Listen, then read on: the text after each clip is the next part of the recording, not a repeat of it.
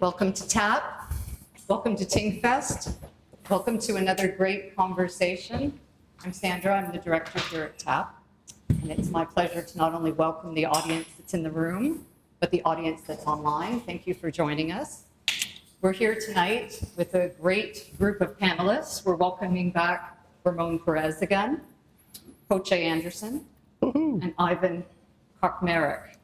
Ivan's going to lead our conversation, but before I hand it off to Ivan, I want to let our online audience and our in-house audience know that we can take questions. We're going to take questions in-house at any time. So throw up your hand, but give us time to get you the mic, because we want our online audience to hear your question as well. For our online audience, we're going to hold your questions till the end, but put them into the chat as soon as you have them. And without further ado, I'm going to let Ivan take over. Woo. Thank you, Sandra. Welcome, everybody. It's a pleasure to be here at Ting Fest and to be in London, which has some connections with some of these old comics, not these especially, but comics from the 40s. I hope to mention that eventually. I consider myself a retired champion of these old Canadian comics that were the Second World War comics. And it's something I took on after I retired about a dozen years ago. So I'm just an old guy who talks about these comics and wants them to get better known. And please do ask questions at any time, because I think we get off on good tangents when those questions happen. We'll deal with them. I'm here and privileged to be here with two world-class comic creators. I don't hesitate saying that. And I'll let them, Ramón Pérez, which I try to get those rolling R's and the accents right, but I never get it right, and Josh Anderson. So please introduce yourself. You didn't roll the R with my name. There's an R there. What's going on? Anderson. Hey, that's what I'm talking about. Thank you. Jesus. I'm Ramón Pérez. I've been a freelance illustrator now for probably close to 30 years. I've worked for Marvel, DC, Dark Horse, all the companies over the decades. I also run Raid, which is a creative collective out of Toronto. We do publishing, we do creative agency work. Our mandate is to kind of create an ecosystem for creatives and kind of give them outlets, whether it's work or IP development or publishing.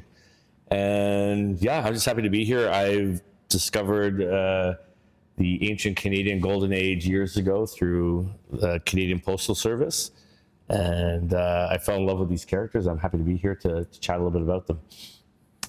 My name's Josh Anderson, the strangest name in comic books, pretty much. I'm a Toronto-based cartoonist, make some films on the side, not as much as I would like. Been mostly in the indie world, done a little bit of work for Marvel, DC, Image, all those people. I discovered the Canadian Whites in school. I stole this book from my school library when I was a child. I'm very proud of that fact.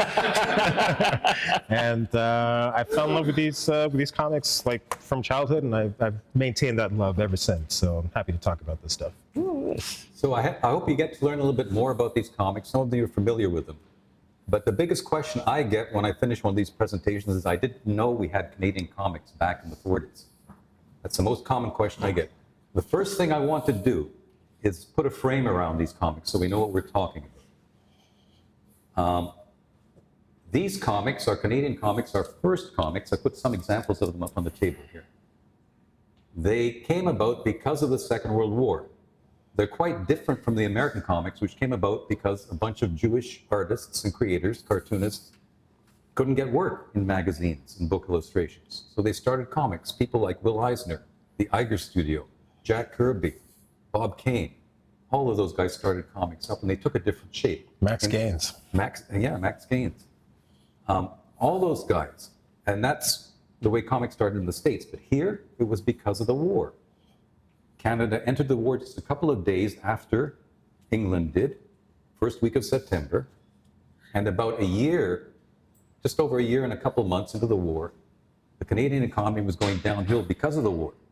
The dollar was sinking. So Mackenzie King's Parliament enacted a law, or an act, that was called the War Exchange Conservation Act.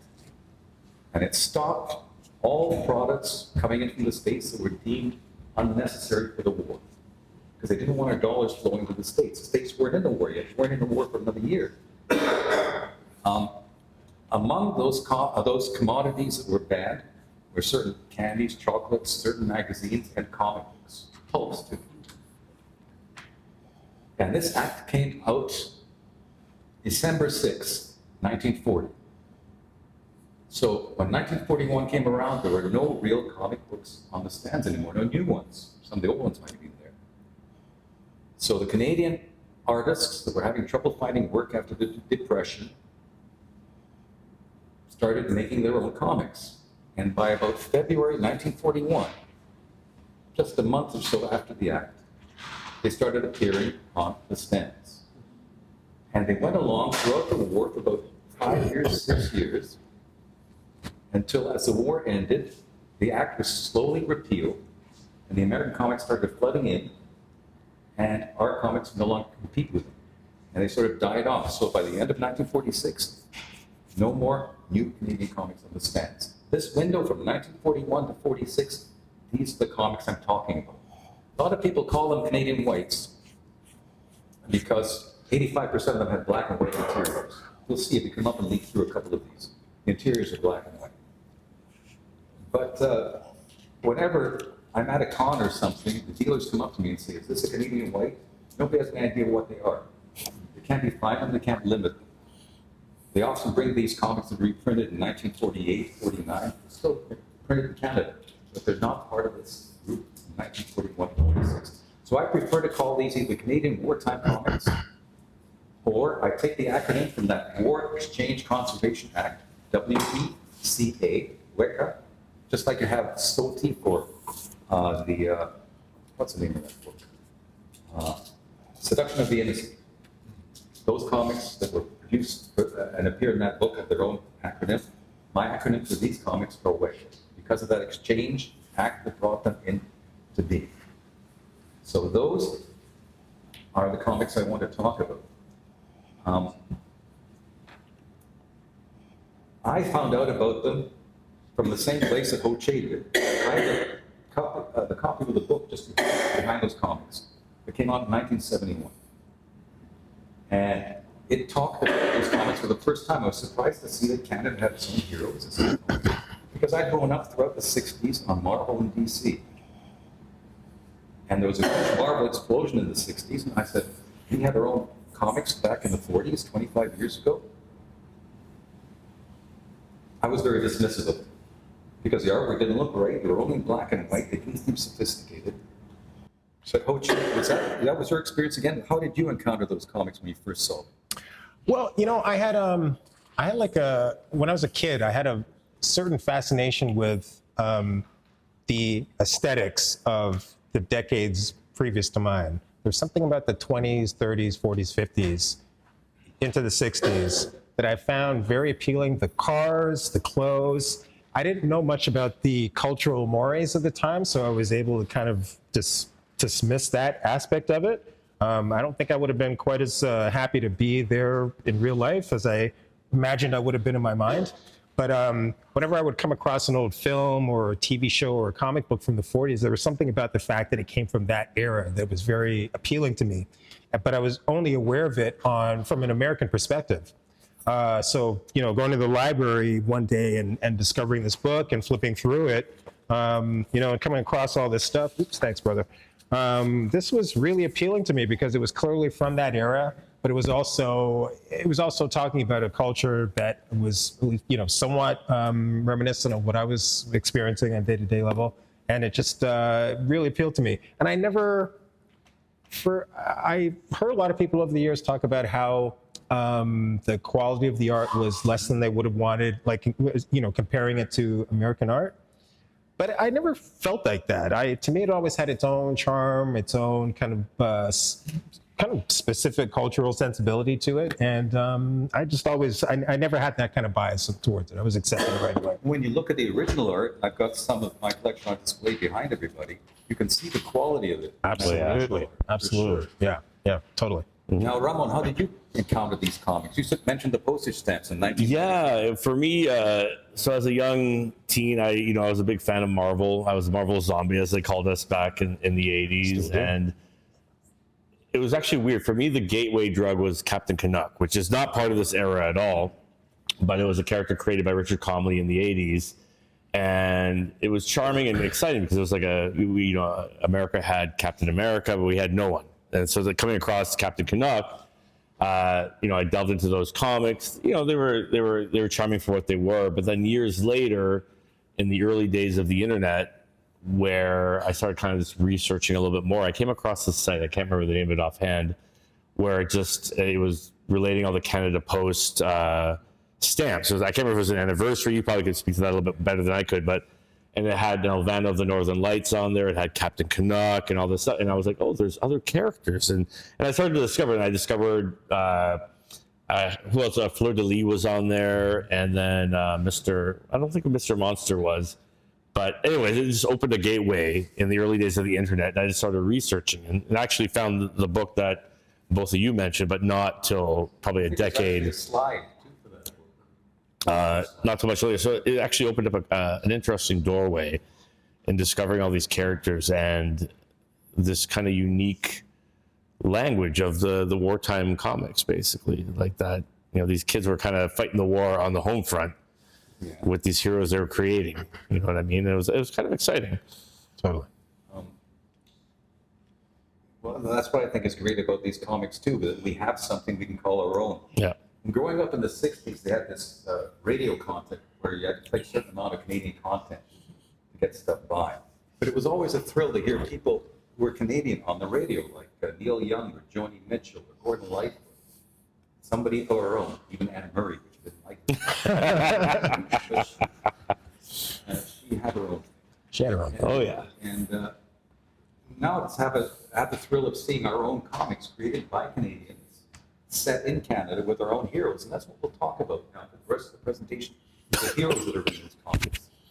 I mean, those comics aren't just the heroes, but heroes are what sell comics. Mm-hmm. You think of Spidey and Batman, those are the guys that lead the way in comics.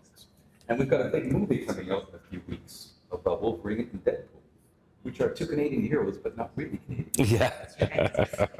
These are really Canadian heroes. And the first one I'd like to talk about is called the Iron Man. And I don't know if we have a slide for that one. We can get it up. The Iron Man appeared in Better Comics #1. That's the book we were just talking about. There's a copy of it just behind us. Yes, sir. Yeah. That book was done by the guys who founded Nelvana Studios. Yeah. Clive Smith, I believe, was. Clive Smith is going to be in Hamilton to talk about the movie Rock and Roll. So thank you. So it's a mic? Yeah. Okay, thanks. Let me just go over here and send some slides. So I think we'll start presenting some of the heroes on the slides.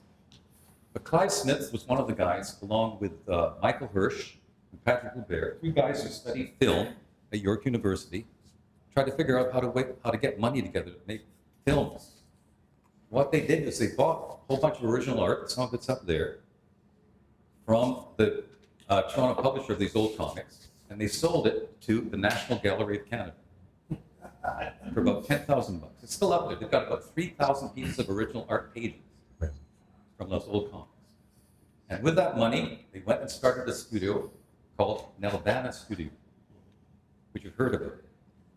And it became the biggest independent animation studio in the world during the 80s. So this comic has a lot more to do than just talking about Canadian comics. And they named it after Nelvana because they liked the character so much, the studio. But the first hero I want to talk about is called the Iron Man. It's not Tony Stark and all his machine stuff. It's a guy, the term Iron Man back in the 30s and 40s was just a strong guy who could take a lot. They've got the Iron Man triathlon, something like that, I think. And the Iron Man, I think he's in the next slide, is more like Submariner. There he is. Got the shorts, got the shoes, Bubble City under the water. He's like a Submariner, Aquaman. He comes from a civilization that sank a while ago underneath the ocean. And he pops up and he fights the Axis people, helps kids out. And he lasted for about a year and a half and did Better Comics, which is a Vancouver company. There are 4 places well, three places that comics were made during this period from 1941-46. Vancouver, which put out the very first Canadian comic, and he appeared in the first issue of that comic called Better Comics. Toronto had two companies, Bell Features and Anglo-American Comics. And then there was a later publisher in Montreal called Educational Projects. Those four companies put out about almost 800 comics from 1941 to 46. Some of them are here, and that's what we're talking about. So this first hero is called the Iron Man. Now the next hero is Freelance, I think, and there's actually one comic by him. There's Freelance. Now Freelance didn't have any superpowers. He's just sort of an agility, strong guy, quick thinker, like that, man. Didn't really have a costume, just that red shirt with an L in the middle. And he came from, well, he was just a normal guy. He was brought up by a civilization of Aboriginal people in a crater in the Arctic. And he left there to get an education in the real world, but under a false name. And at the dawn of the Second World War, he comes back to that civilization and asks the chief for permission to fight the Axis powers. And he gets that.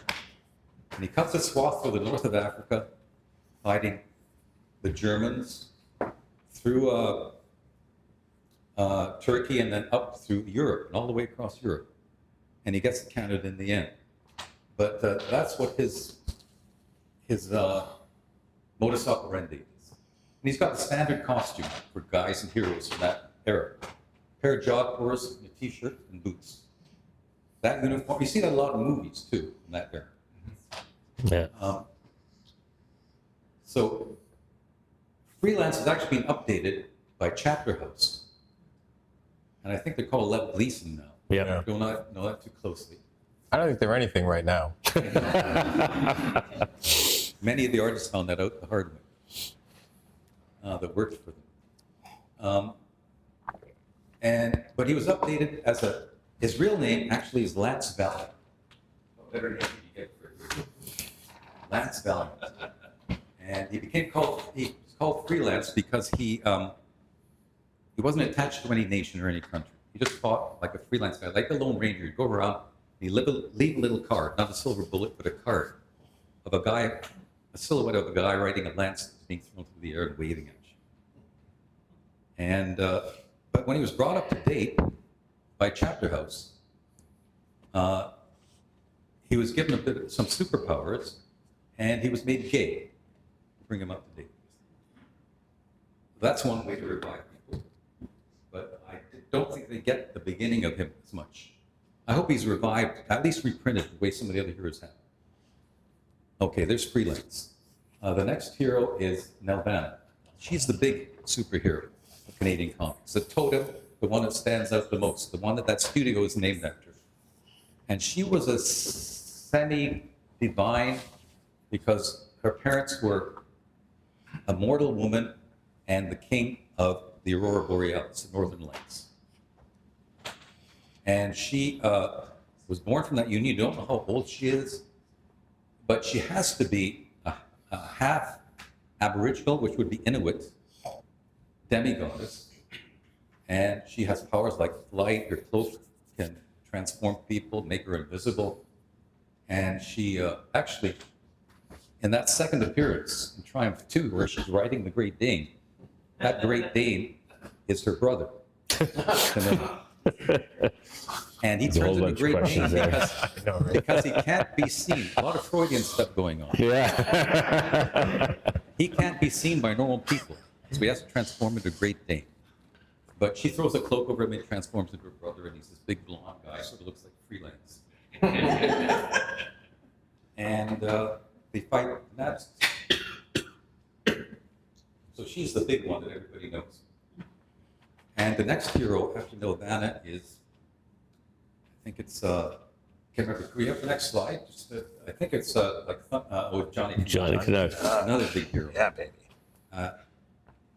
Also got Again, the just judges. another ordinary guy. He's got the jodhpurs and the boots, but he likes to rip his shirt off. So you see him, and he's modeled after his artist, which was Leo Bach, about a 17, 18-year-old kid. And to me, he was a very vain guy because he would always talk about how he looked like Johnny Canuck and put his face on Johnny Canuck. Johnny Canuck is famous for punching Hitler in the nose in one of the issues. I think it was issue number 2 of Dime Comics, where he appears. But Johnny Canuck never got a cover appearance. We've made him a big hero now. We put him on a postage stamp, like you mentioned. Yep. There's a reprint on him. But he was never a frontline guy. He was always one of the last stories in Dime Comics. And he never had a cover appearance. Well, you know, the big heroes would always be featured on the covers. They were the most popular. Freelance was just about the most popular hero from that period. But Johnny Canuck never was. He's still an interesting guy because he's a soldier, he's a fighter, and he takes on, and he's Canadian. Look at that middle panel. The Germans had better start making stronger growth if they want to hold Canadians. When you see that as a Canadian kid, what more do you want? So besides Johnny Canuck, we're about in 1942. There's Thunderfist, which I think is the next slide. Yeah. This guy is a gadget guy. Is he one of the guys you guys like? Oh, I love I'm a fan of Thunderfist. Murray Carter. Yeah. I'm a fan of the artist more This than is one the. of O'Shea's favorite artists, Murray Carter. Yeah, I love that guy. He's streamlined. He's got a bit of flash about him. But he's a gadget guy. He's like Flash meets Iron Man kind of thing. That makes him super strong. His boots can let him fly at the speed of light over wires, electric wires. And his gloves have super strength to punch through walls. And he has a wristwatch that's got a TV on it. He can see anything in the world that he wants. So that is Thunderfist. And another hero that's very successful, and another one that I like as well. After Thunderfist, we've got Speed Savage. Speed Savage. That's one of my Yeah. favorites. Love Speed Savage. I just The love funny thing about Speed Savage is that Speed Savage isn't the name of the hero that you see. He had 2 forms. He had the form of the old guy, the fedora sort of guy with the mask, look at the spirit, Or the Shadow. with guns. Yeah. And then he had the streamlined spandex suit later on. But both those heroes, they're not Speed Savage. They're the White Mask. Speed Savage was the name of the alter ego. It's like calling Superman comics Clark Kent comics. Ah, I didn't know that. And Yeah. Speed Savage was this. Yeah, it was very confusing when I was supernatural. researching it. Go around Canada and Montreal to Calgary and partake in tournaments such as skiing tournaments, boat races, car races, things like that. And you encounter a crime, that's why you see a car over there, race car. And you take on the crime, you put on his costume and fight it. So very successful. You know how you knew his characters were successful? Because they get their compendiums. That compendium was all Speed Savage stories from 1945. Nelvana got one, but Johnny Canuck never got one. So these were the guys that were the most popular. And he's one of my favorite heroes from this period. Now, after Speed Savage, Penguin. here we go to the Penguin. The Penguin. Penguin is created by Adrian Dingle. I'm surprised that Bell Pictures never sued by DC Comics for this, but they probably weren't even aware that he existed. America was in its own world. And the Penguin, funnily enough, is one of Coche's, probably Coche's favorites. It's my favorite. I'd like him to talk a little bit about why you like this guy so much. He's got this funny mask on, nobody ever knows who he is. Big beak on him. But, and Ho Che did a wonderful piece on display there on the side about the Penguin. So Ho Che, please, what can you tell us about the Penguin, how he affects you, how he resonates with you? I don't know exactly what it was about this character. There was just something about him. It was, I guess the mystery of him appealed to me. I was a fan of the Shadow when I was a little kid, and also Batman. And the idea of like this well-dressed playboy who's running around fighting crimes, which makes absolutely no sense. But it still was like an appealing concept to me as a child. And it was easy to imitate him because I had, I could put on like a balaclava when I was a kid and pretend I was this goofball. And but there was something, and also the fact that he was. The fact that you didn't know who this person was, and we talked about this the last time we discussed this character, was appealing to me because he could essentially be any one of us in the room. He could have been a woman, he could have been a black man, he could have been any, underprivileged person that you care to slot under that mask. and this person decided he was going to kind of, fight for justice. And as a child, that whole concept that he could be me if I chose to be the penguin was highly appealing to me. And I don't know, I just kind of like the conceit of him kind of having money and going around and kicking ass. I don't know, it's just something about that character that resonates for me to this day. And I also like him as kind of how can I put this? I feel like he's a good kind of character for propaganda. Because of his anonymity, I could kind of ascribe any sort of political ideology that I want onto this guy or girl or whomever. And I think in the 1940s, it was that era was such that using comics for propaganda was less odious than I think it would be today. I think today, if as soon as you try to ascribe any kind of political ideology onto our fiction, people get really upset. But back in this era, people were willing to allow that type of thing. It was de rigueur, propaganda during the war. Absolutely. You had to have it. Yeah. And if you remember what the pandemic was like, it was sort of pallid for a couple of years in Canada. The Second World War was like that. Everything you did, sort of the Second World War, you heard about the radio. You heard about it in the radio, you saw it in the newspapers, you saw it on posters all the time. You were trying to save scrap, you were trying to save for the war effort, you're buying war stamps, it was everywhere. And so propaganda would fit into this. And the other thing interesting with Ho Che is he wants to put together a compendium of all the old Penguin stories and actually do a new one. Yeah. A 30-page new one. I hope that gets realized. So do I. So do I. Gotta find somebody who's willing to pay me to do it first. A little bit of a challenge. Maybe you get a grant. It's a Canadian figure. Good point. We'll make it happen. Who wants to write a grant for me in this room? Love this woman. And the next one after the penguin, there's Ho Che's the one There you go. that's up there. And I just there's love that penguin mask, just the big beak. like he really captures what the penguin is about with guns blaring. Yeah, And there's something about him. next one is a beast. Penguin was a Toronto hero, and the last ones we talked about have been Toronto heroes. This is a West Coast guy, Brok Windsor. A bit late on the scene. He started out in May 1944, with just about a year left in the war. And he was sort of a Buck Rogers, Flash Gordon type guy. He was a Canadian doctor who went on a canoe trip in the Lake of the Woods and then entered some mists in his canoe trip during the summer and came out on the other side, and he was wrecked on an island and fell asleep. When he woke up, these mists started to, he noticed his clothes were shredding and he was getting bigger. And there's sort of a similarity to the Hulk, because he started to realize that once he got angry, he started to get super strong. So this guy running around in shredded pants gets super strong when he gets angry. That's the Hulk. But he wakes up on this island and he sees a 12-foot native person being attacked by a monster, and he saves that person, and he later finds out that that person, his name is Torgon, he's the son of the chief that rules the land.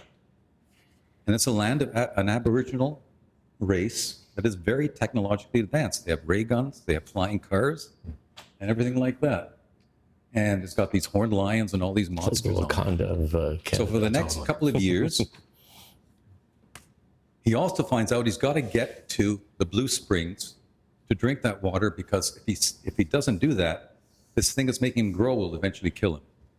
So the quest for about a year is to get to these Blue Springs, and Torgon shows him the way as a debt for saving, because he's indebted because his life was saved. They get there, he drinks the water, he stops that. He meets a girl called Stara, and they become a team.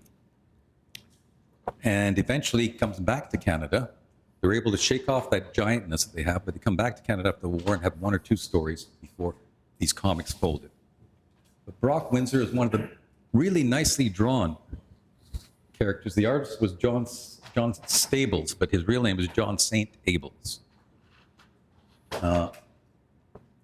And he's one of the respected artists.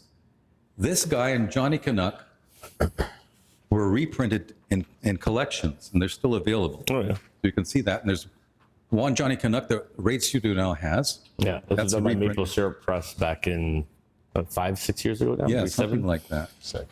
And the interesting thing, too, is that Ramón with Raid Studio once, when he's talking to me about this, he's talking about developing a heritage line, Yeah. some sort of where he deals with these old heroes and starts printing them again and coming up with new stories, whatever it is. Can you tell us more about what your idea might be there and why? Well, I mean, just kind of like what you alluded to early on. So what you were saying with Brok Windsor. So Hope Larson and Rachel Ritchie back in the early 2000s went about reprinting these classic comics in collected tomes, basically.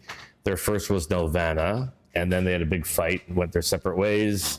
Rachel ended up doing Johnny Canuck, and Hope Larson ended up doing Brok Windsor collection. Hope Nicholson. Oh, sorry, Hope Nicholson, Brok Windsor collection. And then they just kind of petered out. Then we took over.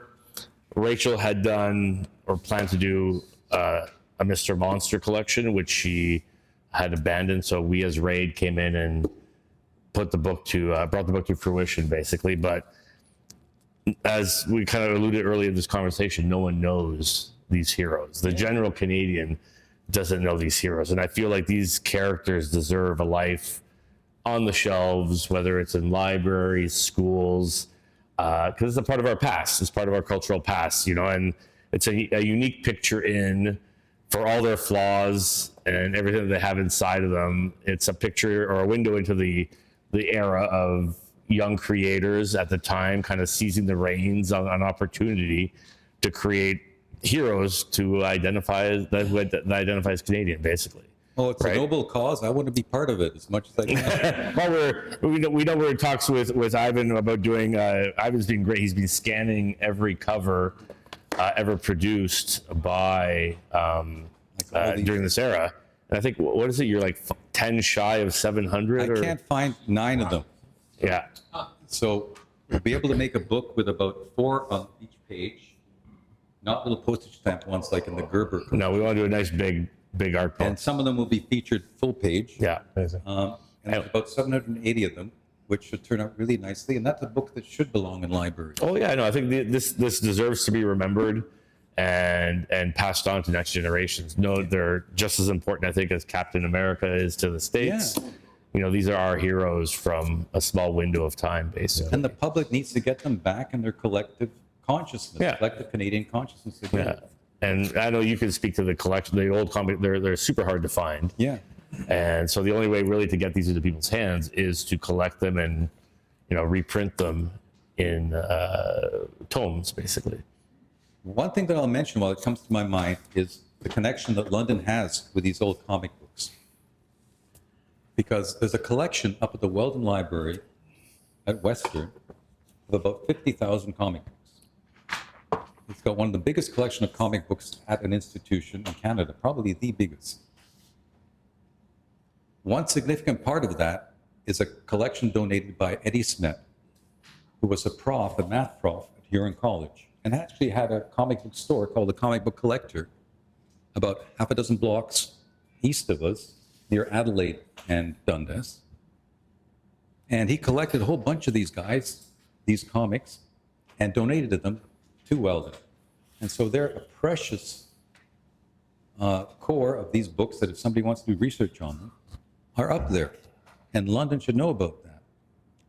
And I hope one day we get to display them in a gallery like this, or in the museum or somewhere where we can talk about them further.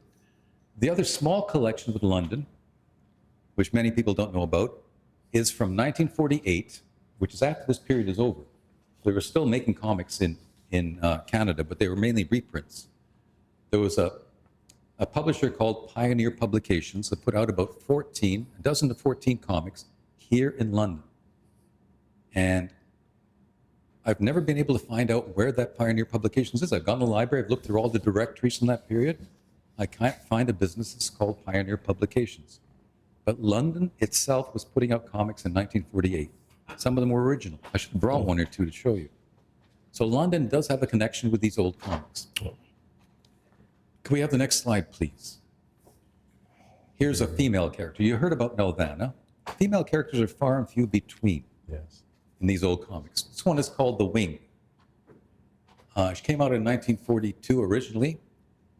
She was a worker, a factory worker, a woman, and a cartoonist too. Sort of Rosie Riveter, but she was a cartoonist. And she drew this character called the Wing, but she also was the Wing. She put the costume on and she could fly, but she really didn't have much power beyond that, other than being able to fly and being able to throw a punch, a strong punch. That was her power. But she was a wonderful creation. In 1942 by John Hilker, who was a big pulp artist. He created her. She appeared twice, and then it was a gap of about a year before she was revived by a guy named Jerry Lazar. And these are covers done by Dingle. That middle piece there, the silhouette circle, is a Hilker piece. But she was an interesting character, and I think people should know about these female characters a little bit more too. There's another one just a little bit later called the Polka Dot Pirate, which I think is going to be the next slide, which is a strange name for a character. But she's got polka dots, and she works down by the harbor, so they called her the Polka Dot Pirate. And she doesn't have any other superpowers, and she can just swing around on a rope and hit people. But she controls crime down at the harbor. And this is a modern take on her. She was created by a guy called Ross Mendes, who eventually became a teacher at OCAD, or OCA, before it became OCAD, and became a famous abstract artist.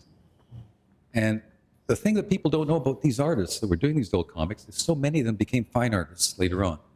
They became book illustrators, fine artists, teachers. Ross Mendes was a teacher at OCA, so was Jerry Lazar. And he became a fine oil painter during the 70s. So these guys weren't just static guys who became graphic artists after the comics flunked. They kept going on and on and on. Yes? Was there a small reprint? Was there a small reprint of this? There was a reprint of this issue, Dime Comics 26.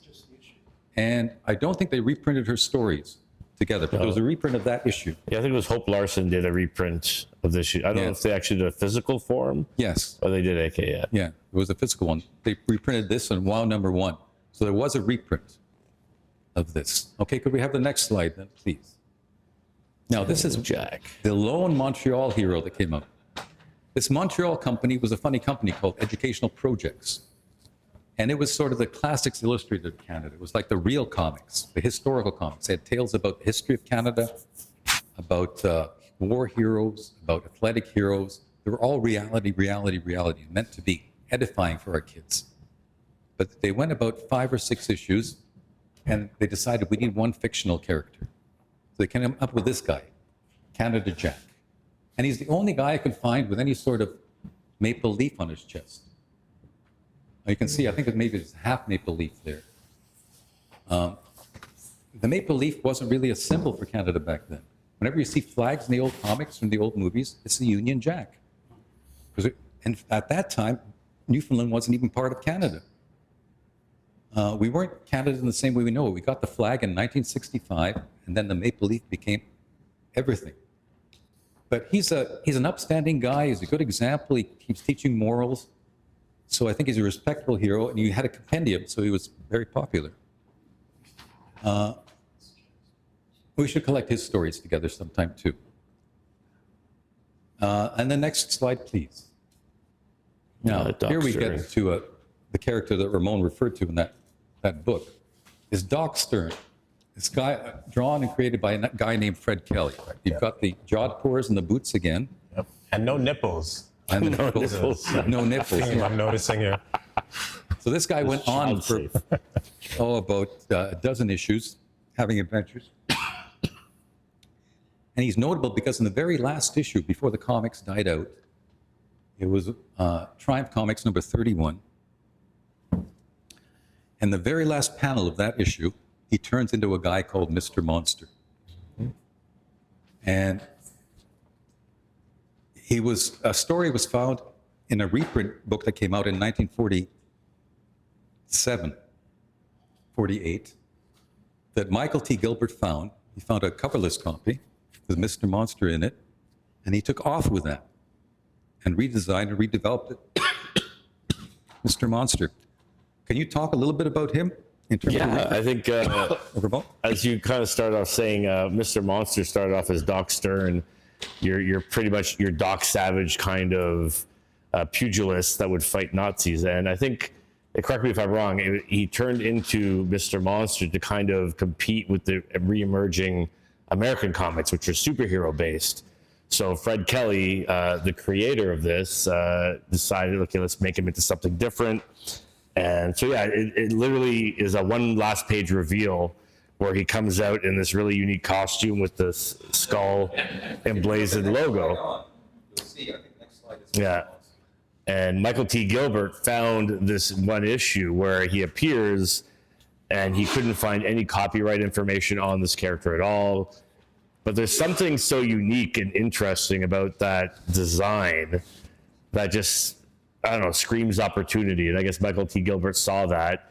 He couldn't find a copyright holder, so he actually trademarked the Mr. Monster name himself. And Gilbert, I can't remember if he's out of Detroit or somewhere. I've spoken with him recently, but I can't remember where he's based out of. I think Ohio. Yeah. And he created this whole new adventure series featuring Mr. Monster, a far more jacked up version of the character, a little bit more of a comedy series rather than a wartime horror series. But Mr. Monster, Michael T. Gilbert's version, was actually quite popular in the 80s during the independent revival of comics when I was a kid. And funny enough, I can't remember if it was during the production or research of this collection or not, but Michael T. Gilbert actually ended up meeting Fred Kelly and realized, and I think he handed him an undisclosed amount as a thank you for the origins of Mr. Monster. Probably not to get into any legal battle or anything, but yeah, it's a charming character. It's actually sad that he never had a life of his own by Fred Kelly, because Fred Kelly quickly retired from comics after that issue came out, and he went to work in real estate and architecture, I believe. And that's where his career went after that. And he had actually forgotten about the character till he met Michael T. Gilbert and found out that his character had taken on a whole new life in the 80s, which he was unaware of, basically. Interesting. Yeah. So it's a fact, and we have actually interviews with Fred Kelly in this collection where he talks about his life and encountering Michael T. Gilbert and all that stuff. So it's a fascinating little picture into that story. And funnily enough, most of those pages that I've got on the back wall came from Fred Kelly's collection. He saved them. He moved up to Australia Nice. and did a lot of fishing and played golf. After he finished with the family real estate business, Yeah. he retired from that. I have a nerd question. Please. Ivan. Is that Dave Stevens covering the center? Yeah. That's what I thought. can't- Yeah, I think it is. Yeah, Yeah. it looks like it. Yeah, so the Thank two you for outside indulging me. ones are the old Mr. Monster, and the modern Mr. Monster is the middle. Yeah. So the logo created by Fred Kelly was actually stolen by Michael T. Gilbert and trademarked by Michael. Oh shit. Yeah. So when we did this, that's why we don't have the actual logo on this one, because we couldn't technically use it.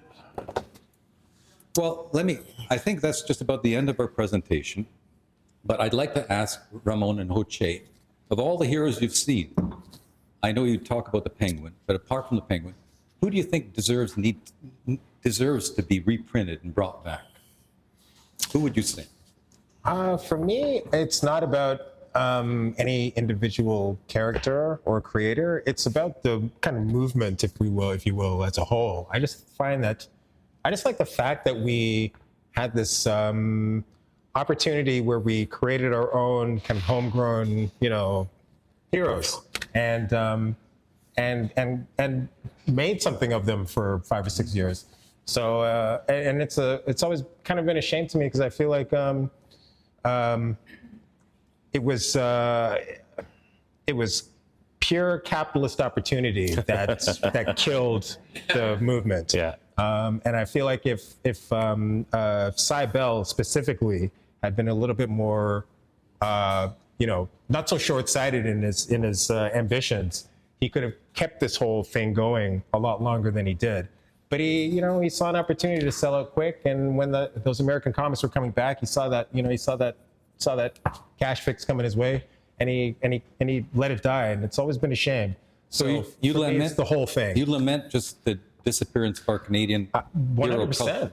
Absolutely. And Ramon, what would you say? Who would you say? I mean, I echo those words completely. Like, I think it's an interesting area. And like Canada's had this ups and downs of indie publishers over the years, over the decades. And I think the cool thing I love about a lot of the Canadian comic characters, and a lot of them were created by young individuals in their like late teens, early 20s. And there's this charm to these characters, because there's nothing so unbridled in a teenager's imagination. And to come up, like, no one today would come up with Mr. Monster. Like, he's just a ludicrous outfit with like a wrestling belt, a skull, a Flash Gordon mask, but it's all put together. It's like a teenager just took all his favorite parts and put them into one character, and it's just awesome. And I think that's what I love about a lot of these. Like, you know, a guy in a tuxedo with a penguin head, like, how is that more threatening than a bat? I don't know, but you know what I mean? There's a charm to it, which I love. And I'd like to see every one of these characters get their just desserts, The magic basically. there. Is there a question there from Doug? Coach, you touched on it earlier. People were arguing the quality of the art, the Canadian comics versus the American ones. And you came right back to it again, because I wanted to say, how old were these artists? They were young. They were young. I know. Yeah. But there's some great art, like, Stepped right out of school. Started drawing. Yeah, absolutely. The question is how old, In school while they were drawing. just for the audience, the question is how old were these artists? yeah. Yeah.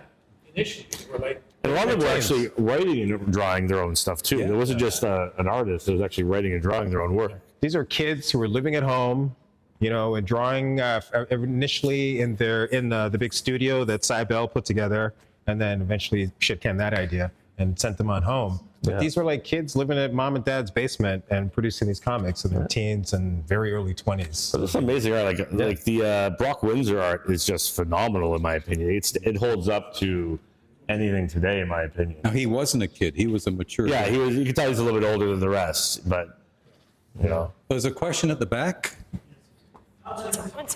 So the audience at home can hear it. Just get to talk.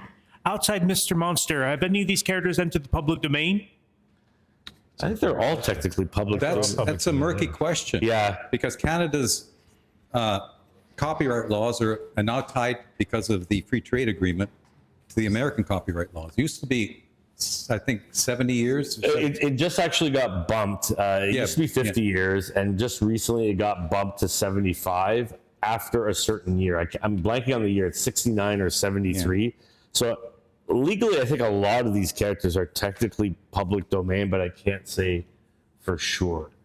You know, like for example, like I know, like not these, but like Conan, for example, is public domain in Canada, but not in the USA. Is that so? Yeah, so that's why you see comics called the Sumerian, so they can be sold in the USA because they can't be called Conan, for example. Interesting. Or things like John Carter of Mars is public domain, but the family estate owns the names, so you can't actually put out a book called John Carter of Mars. But, huh? Sorry, the trademark. Yeah, they trademarked the titles of the books, so you can't actually put out a book called John Carter of Mars. But you can put out a book starring John Carter of Mars. You just have to call it The Man of Mars or whatever else you want to call it, basically. So there are all these like little weird nuanced loopholes, and you know, I know Ty Templeton, I believe.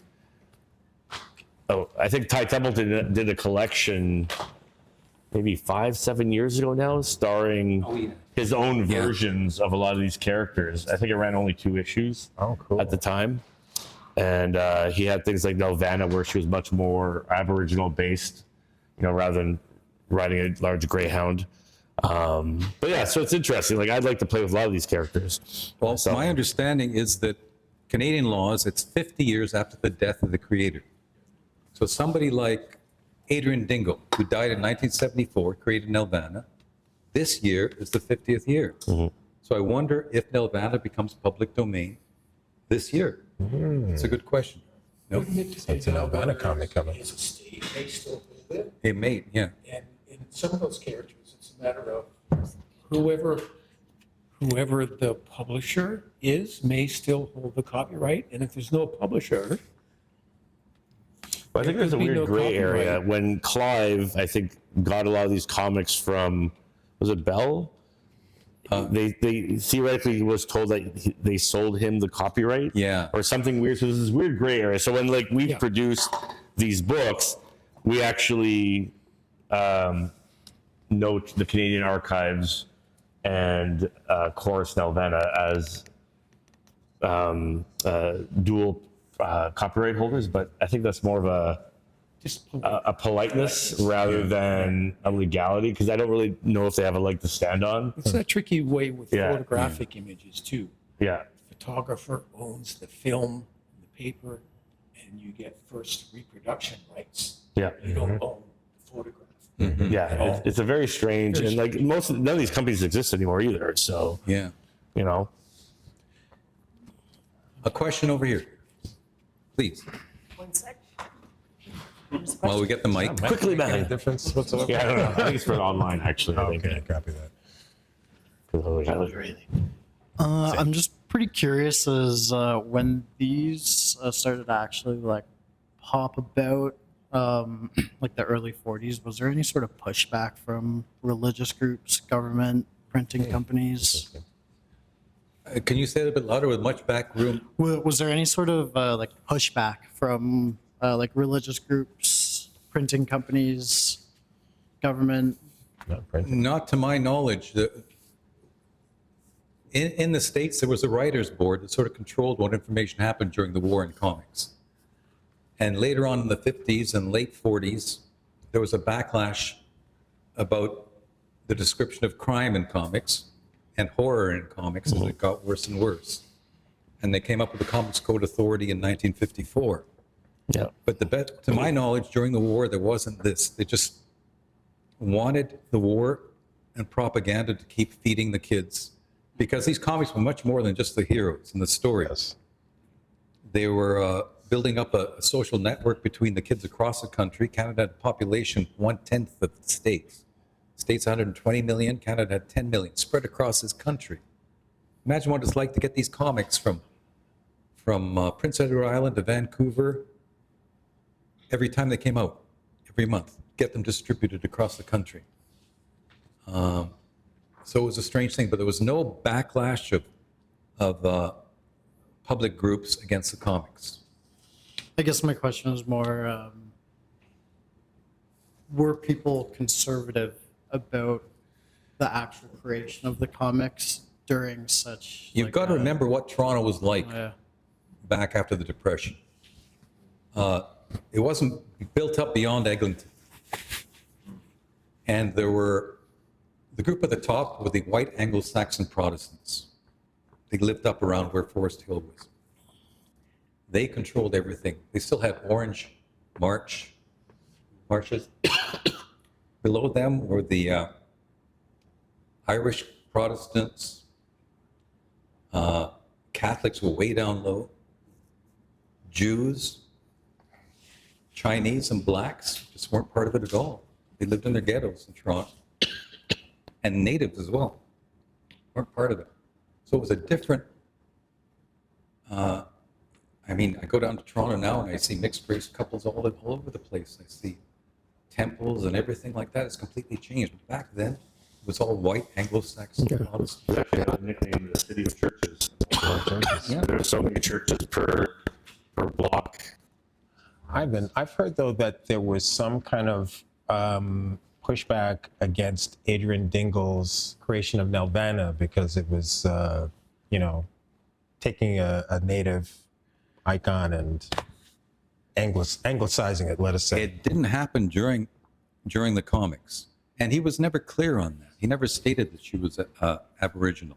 It's just that the inference is there because there was never any white woman explorer up there, or social worker, or anthropologist that could have met this king of the Northern Lights. It must have been a native woman. I think back then it would have been like, for them, that was a mystical, magical land. Yeah. It was like tapping into a mythology and bringing it down to the normal Canadian, if you will. Whereas now we know more, and obviously it's seen with different eyes. But like, many of these books, there's a lot of political incorrectness throughout them all. But it's of the era. Like, Where do I begin? yeah, but Of the era, that's a funny way of putting it because that's what most people say, but it shouldn't be taken that way. No, it shouldn't, but unfortunately, like, you know, having people grow up in certain eras and they're a reflection of war efforts and propaganda and all these kind of things, unfortunately, right? Yeah, but at the same time, we cannot be judging the comics of 50, 60, 70 years ago against our modern, But we standards. can't be using them as teaching points. Yeah, 1,000%. for sure. 1,000%. I just don't want to I don't want to put some kind of retroactive judgment on the No, work nor of should you, yeah. 70 years ago. Robin, please. You were talking about comics going across Canada and creating fast, man. somewhat, Gotta be fast. somewhat national identity in many ways. Did they have things like letter pages and fan clubs and that where the people on different parts of the country could get together? Yeah. Or not get together, but They did. communicate? And this is the part that's the strongest for me of the comics, the strongest power these old Canadian comics had. It wasn't the superheroes, it wasn't the stories. It was the fact that they had pages where they made clubs for kids. And if you look in some of these comics, you'll see some of those clubs. There are 100, one page had 110 names on it, all kids. From Newfoundland, even though it wasn't part of the country, to Vancouver, to up north. And they would be encouraged to contact each other, like a social network. Encouraged to start comic book clubs, encouraged to show what they were doing for the war effort. They were collecting scrap. They were collecting paper or rubber. They were raising money through war stamps and stuff like that. And this sort of funny kind of social networking was the real value of these comics for kids. They really brought kids together from across the country. And that shouldn't be forgotten. Actually, it was one of these pages that had 2 Japanese names down there from a fort in Saskatchewan. They must have been kids who worked on a beet farm because a lot of the indentured Japanese workers worked on beet farms in Saskatchewan. And they wrote their names into the comic books and got them printed, even though Canada was at war with Japan. We got online questions? Yep, we got a question from Zoom. The question is there a connection between the penguin in the US and the Canadian one? No. There isn't. Not even a lawsuit.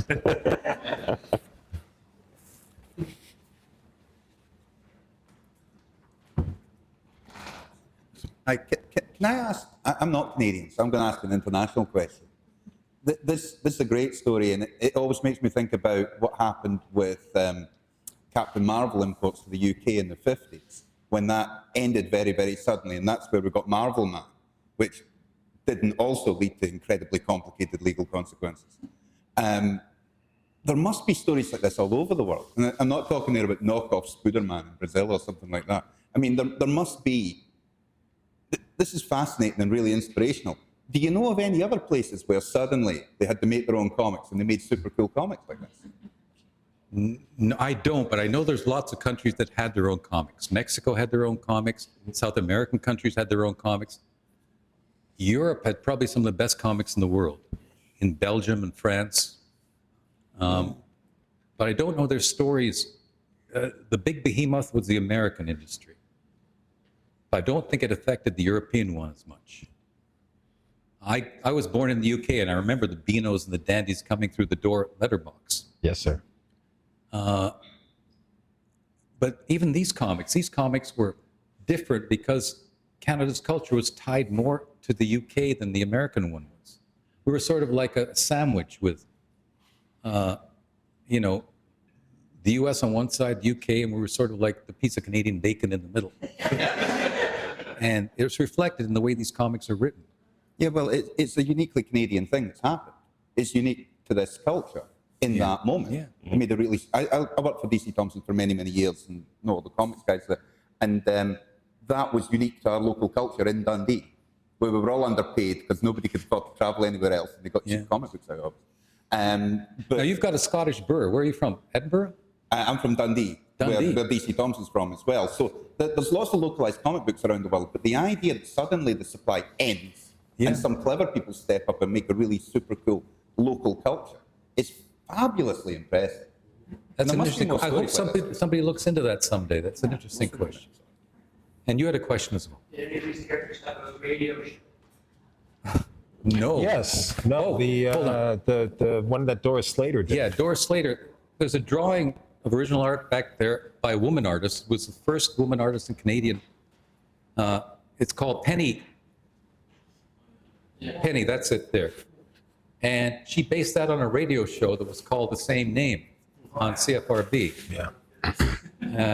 They even make mention of CFRB in the strips Yeah, themselves. they do. And it was broadcast, I think, Sunday nights or something. Patricia Jowdry wrote the original stories. She was a famous dramatist and playwright in the 40s and 50s here in Canada. And she lived in the same boarding house that Doris Slater did. Doris Slater, interesting enough, is originally from Chatham, not too far away from here. And they had an exhibition of her. She's another one that became a fine artist after the comics. And she was trained at OCA back in the late 30s. So that's the only one I can think of. Ivan, am I mistaken in thinking that there was a Nelvana radio show as well? I've never heard of that. I know the Nelvana studio wanted to make a Nelvana movie. They tried their best. In fact, I'll ask Clive next time I see him what became of that, because he's appearing actually in Hamilton, an event we're putting on June 8th. And he'll be introducing and talking about the animated film Rock and Rule, the Nelvana. Rock and roll. Excuse me. But that's as much of an answer as I can give you. Yes, Rob? Just some touched upon Captain Marvel. This guy's getting a workout. This is a bit of a digression, I guess, because we're focused on the Canadian heroes, but I've seen like Captain Marvel and Spy Smasher in Canadian comics too. How did that happen? You have Captain Marvel #1 of Canadian comics. Yeah, You have Captain Marvel #1. Softball. Thank you, Rob. At the start of 1942, one of these companies, Anglo-American, the Freelance company, made a deal with an American company called Fawcett to have their scripts redrawn. They couldn't bring them in and reprint the comics from Fawcett. Fawcett was a company that had Captain Marvel, Spy Smasher, people like that. But they made a deal that they could get the scripts up here and redraw them with Canadian artists. So there's a whole set of Captain Marvel Jr., Spy Smasher, Whiz Comics that are redrawn scripts from Fawcett. And this is an area of collection that really the Fawcett collectors and Captain Marvel collectors aren't much aware of. So that's a funny case of American comics blending with Canadian comics. Another question? Yes, I got a question for Hoche. Yes, sir. I don't know how to describe it. Maybe I can give a little story first. Like, growing, how old are you? 54. Thank you for asking. Okay, sorry. So, growing up in public school, it was very easy to get pressured to do White Santa. So you could always tell where my Santa was because it kind of stood out in the crowd. At what point in your career did you realize you weren't drawing Freelance or Brok Windsor, you were drawing people with different features? And how did you find your own style and carry that on within Right. the, I don't know how to say, the melting pot of the comic world? How did you find your black style to carry forward? Oh man, by looking in the mirror, brother. How did you get the confidence to draw that on paper and pitch it? That's a good question, because there was never a moment where I thought I'm gonna be somebody other than who I am. Like it was always. I think I discovered that I was doing that when people pointed it out to me, rather than any conscious decision that I made. I don't know if I have a good answer for that, because that was always kind of the road that I was on. And, it didn't occur to me that I should have been potentially on another road until later on. So that it came pretty early and it came pretty naturally. And I'm grateful for that, because there was never any kind of internal conflict that I should try to pretend to be something that I wasn't, I was fortunate that way. I would have been more successful if I'd have donned a mask, but I didn't. So What I find sort of a signature of Hoche's work, like in King and in Godhead, and probably even more so in his new work coming out, The Resurrectionists. Yeah, baby. I found sort of it's infused with some sort of spiritualism, some sort of I don't want to say religiosity, but something that's beyond people, that ties people together. sure. Yeah. And that's something I've always found in your work. Oh, interesting. Cool. Now, any more questions? Sorry, I don't have a better answer for you, my friend.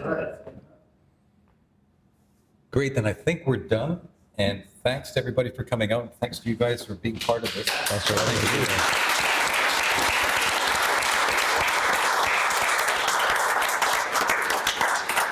having me.